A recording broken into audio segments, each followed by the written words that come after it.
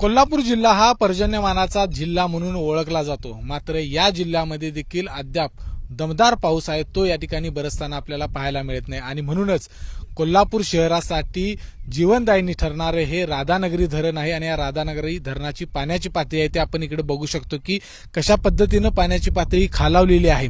सध्या या धरणामध्ये केवळ 17% पाणी साठा आहे आणि इतर वेळी आपण आता जून महिना जवळपास संपत आलेला आहे आणि जून महिन्यामध्ये या धरणामधली जवळपास पाण्याची पातळी ही किमान 40 ते 45% असते. मात्र आत्ताच्या घडीला हे पाणी केवळ 17% या ठिकाणी पाहायला मिळतं. त्यामुळं अशा पद्धतीनं राधानगरी धरणातली जे काही छोटी छोटी बेटा आहेत ते देखील या ठिकाणी आपल्याला नजरेस पडायला सुरुवात झालेली आहे.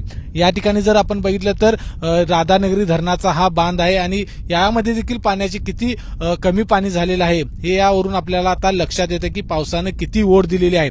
खरं तर आणखी पाऊस जर लांबला तर मात्र या ठिकाणी कोल्हापूर शहराला पाणी टंचाईच्या झळा या प्रचंड बसू शकतात. कारण आपल्याला माहिती आहे की याच धरणामधून भोगावती नदी मार्गे पंचगंगा नदीमध्ये पाणी विसर्ग आहे तो केला जातो. मात्र आत्ताच्या घडीला पूर्णपणे विसर्ग आहे तो थांबवलेला आहे कारण पावसानं या ठिकाणी ओढ दिलेली आहे. म्हणावा तसा पाऊस या ठिकाणी एंट्री आहे ती पावसाची झालेली नाही आणि म्हणूनच कुठेतरी या ठिकाणी प्रशासनानं देखील पिण्याच्या पाण्यासाठी प्राधान्य दिलेलं आहे आणि शेतीच्या पाण्यासाठीचा जो उपसा आहे तो पूर्णपणे या ठिकाणी बंद ठेवण्याचा निर्णय तो घेतलेला आहे.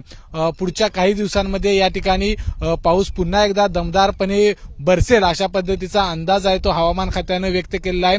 मात्र गेल्या 2 ते 3 दिवसांपूर्वी या ठिकाणी पावसानं जोरदार हजेरी लावली आणि त्याच्यानंतर पुन्हा एकदा या ठिकाणी पावसानं ब्रेक घेतलेला पाहायला मिळतोय. कॅमेरामन अविनाश पाटीलसह विजय केसरकर, एबीपी माझा, राधानगरी, कोल्हापूर. एबीपी माझा, उघडा डोळे बघा नीट.